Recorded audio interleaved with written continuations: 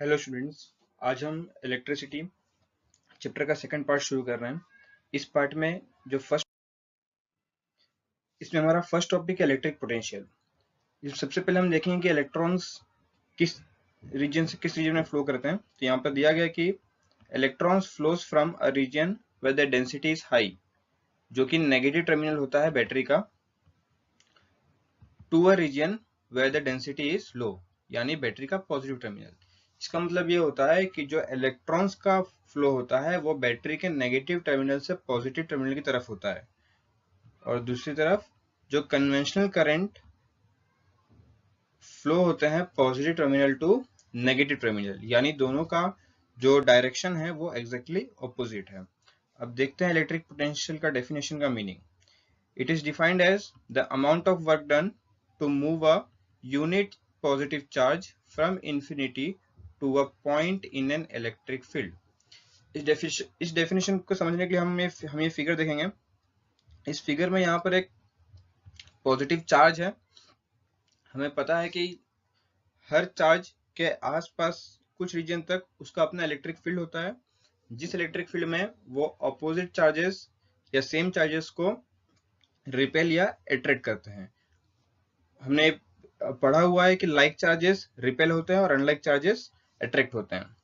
अगर सपोज इस रीजन तक इस चार्ज का इलेक्ट्रिक फील्ड है, अगर कोई चार्ज इस इलेक्ट्रिक फील्ड के बाहर है तो हम कहेंगे कि वो इन्फिनिटी पर है।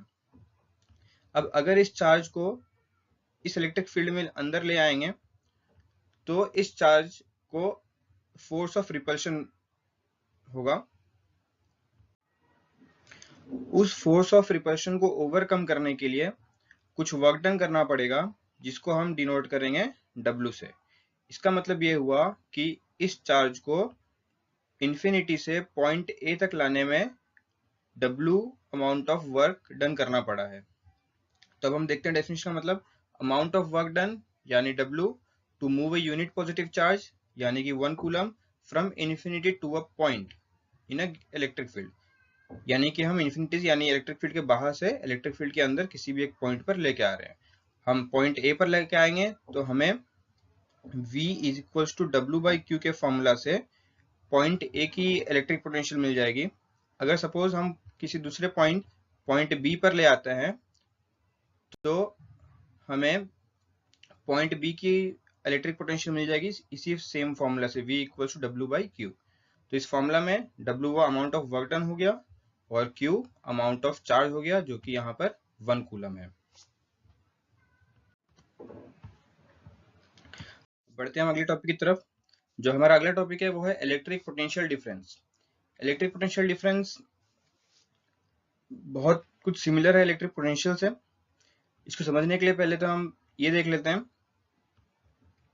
कि जो चार्ज होते हैं कंडक्टर में, जो कि इलेक्ट्रॉन्स हैं, वो खुद किसी भी एक पॉइंट से दूसरे पॉइंट पर ट्रेवल नहीं करते हैं।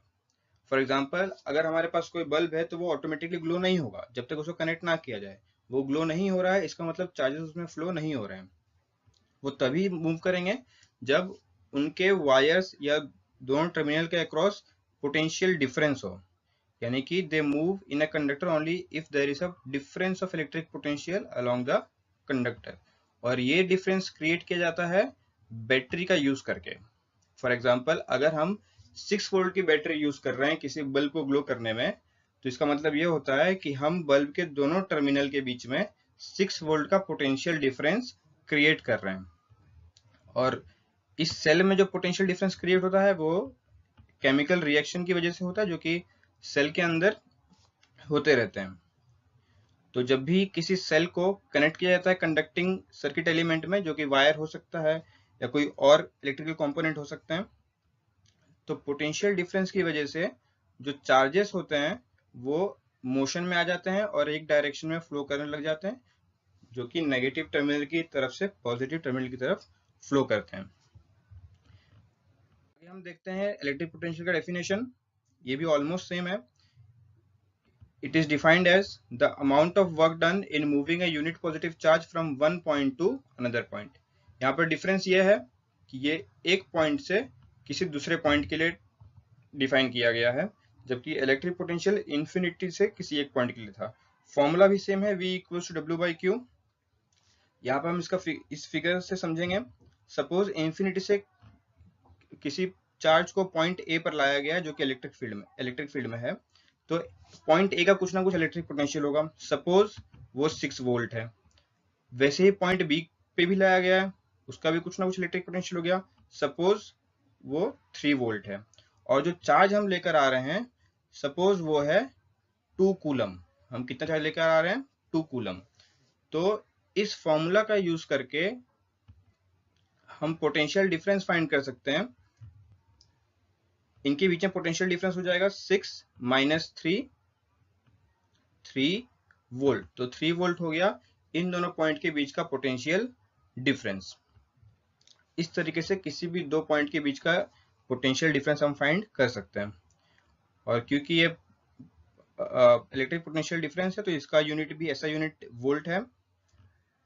और इसी फॉर्मूला से हम समझ सकते हैं कि अगर W की वैल्यू 1 हो यानी और Q की वैल्यू भी 1 हो, यानी किसी 1 कूलम चार्ज को किसी एक पॉइंट से दूसरे पॉइंट पर ले जाने में 1 जूल ऑफ एनर्जी लगा है, तो हम कहेंगे कि उन दोनों पॉइंट के बीच में जो पोटेंशियल डिफरेंस है वो कितने का है? 1 वोल्ट का है। और जो इंस्ट्रूमेंट यूज होता है किसी भी दो पॉइंट के बीच के पोटेंशियल डिफरेंस को मेजर करने के लिए, उसको हम कहते हैं वोल्ट मीटर। और इस वोल्ट मीटर को सर्किट में हमेशा पैरेलल में कनेक्ट किया जाता है। पैरेलल कनेक्शन हम बाद में समझेंगे चैप्टर में कि वो क्या होता है। अब जो अगला टॉपिक है वो है इलेक्ट्रिक सर्किट, जिसका सिंपल सा बहुत डेफिनेशन है कि a continuous and closed path of electric current is called an electric circuit। हमारे घर में अगर हम स्विच ऑन रख रहे हैं या फिर हमारे घर में जो भी कनेक्शंस किए हुए हैं, स्विच बोर्ड से लेकर फैन तक, ट्यूबलाइट तक, बल्ब तक, टीवी तक, ये सारे एक्चुअली क्या है? एक टाइप के इलेक्ट्रिक सर्किट्स हैं। यहाँ पर एक बहुत ही सिंपल इलेक्ट्रिक सर्किट दिखाया गया है जिसमें कि एक बल्ब है, एक एमीटर कनेक्ट किया गया है, एक की है जो कि हमारे घर में स्विच होता है वैसा, और एक बैटरी या सेल कनेक्ट किया जा सकता है। इस सर्किट में अगर स्विच क्लोज है यानी ऑन है तो हम उसको क्लोज सर्किट कहते हैं जिसमें करंट फ्लो हो सकता है। अगर की ओपन है यानी स्विच ऑफ है तो उसे हम ओपन सर्किट कहते हैं जिसमें करंट फ्लो नहीं होगा। अब यहाँ पर सर्किट डायग्राम है हमारा अगला टॉपिक। तो यहाँ पर दिया गया है कि electric circuit can be represented conveniently through a circuit diagram.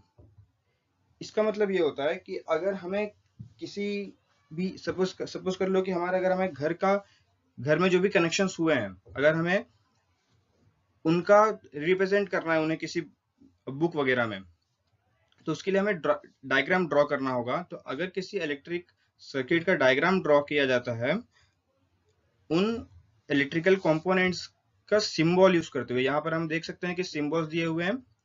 इन सारे सिंबल्स को यूज करके अगर हम डायग्राम ड्रॉ कर रहे हैं तो उस डायग्राम को हम कहते हैं सर्किट डायग्राम। एक बार हम डेफिनेशन देख लेते हैं।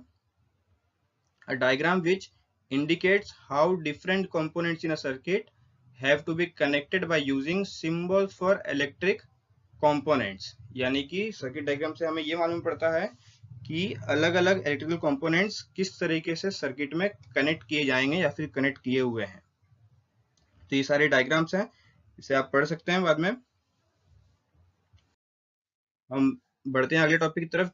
ओम्स लॉ काफी इंपॉर्टेंट टॉपिक है इस चैप्टर का, जो कि जॉर्ज साइमन ओम ने लिखा था 1826 में। स्टेटमेंट पढ़ते हैं। If the physical state of conductor remains unchanged, यानी कि फिजिकल स्टेट में कोई चेंज नहीं हो रहा हो, then current flowing through a conductor is always directly proportional to the potential difference across the two ends of the conductor। यानी ऐसे केस में किसी भी सर्किट से जो भी करंट फ्लो होगा वो डायरेक्टली डिपेंड करेगा पोटेंशियल डिफरेंस पे, यानी जो भी हम वोल्टेज अप्लाई कर रहे हैं। सीधी सी बात है कि अगर हम 5 वोल्ट की बैटरी ले रहे हैं और सपोज करो करंट फ्लो हो रहा है 1 एम्पियर, अगर हम 5 वोल्ट के बदले 10 वोल्ट की बैटरी लें तो करंट भी इंक्रीज होकर 2 एम्पियर हो सकता है। यानी अगर पोटेंशियल डिफरेंस बढ़ेगा तो करंट बढ़ेगा। इसका मतलब ये होगा कि जो करंट फ्लो होता है वो डिपेंड कर रहा है पोटेंशियल डिफरेंस पे, जिसको मैथमेटिकली हम V प्रोपोर्शनल टू I लिख सकते हैं। इस प्रोपोर्शनलिटी के सिंबल को हटाएंगे, तो एक कांस्टेंट लगाना होता है जो कि यहाँ पर R है। इस R को बोलते हैं इलेक्ट्रिकल रेजिस्टेंस। अगर इस इक्वेशन को V equals to I R को R equals to V by I लिखा जाए तो यहाँ से हमें रेजिस्टेंस फाइंड करने के लिए फॉर्मूला मिल जाता है, यानी V अपॉन आई। तो हम डिफाइन कर सकते हैं कि electrical resistance is ratio of potential difference and the amount of current flowing through a circuit. For example, अगर किसी सर्किट में 10 वोल्ट करंट दिया गया है और करंट फ्लो हो रहा है 2 एम्पियर, तो उस सर्किट का रेजिस्टेंस होगा 5 ओम। यहाँ पर एक VI ग्राफ है। VI ग्राफ यानी हमें ग्राफ ड्रॉ करना है जिसमें एक एक्सिस पे वोल्टेज होगा और एक एक्सिस पे करंट होगा। यहाँ पे हम देख सकते हैं कि यहाँ पर x एक्सिस पे करंट है और y एक्सिस पे वोल्टेज है। यहाँ पर अलग अलग वैल्यूज के लिए जब पॉइंट्स प्लॉट की जाते हैं तो उन पॉइंट्स को ज्वाइन करने पे जो लाइन बनती है वो स्ट्रेट लाइन होती है। ये स्ट्रेट लाइन शो करता है कि देखिए यहाँ पे दिया गया था, graph is found to be straight line passing through the origin as shown in the figure. और ये शो करता है कि करंट इंक्रीज होगा तो पोटेंशियल डिफरेंस इंक्रीज होगा तो करंट भी इंक्रीज होगा साइमल्टेनियसली, यानी दोनों साथ में बढ़ेंगे और दोनों साथ में ही कम होंगे। और एक इंपॉर्टेंट चीज कि ratio of V by I remains constant. Suppose अगर हम पॉइंट A के लिए रेशियो फाइंड करेंगे तो V बाई आई मिलेगा हमें 5/1 5। अगर पॉइंट B के लिए करेंगे तो 10/2 5 अगेन, यानी हम किसी भी पॉइंट के लिए कर ले हमें वैल्यू हमेशा सेम मिलने वाली है।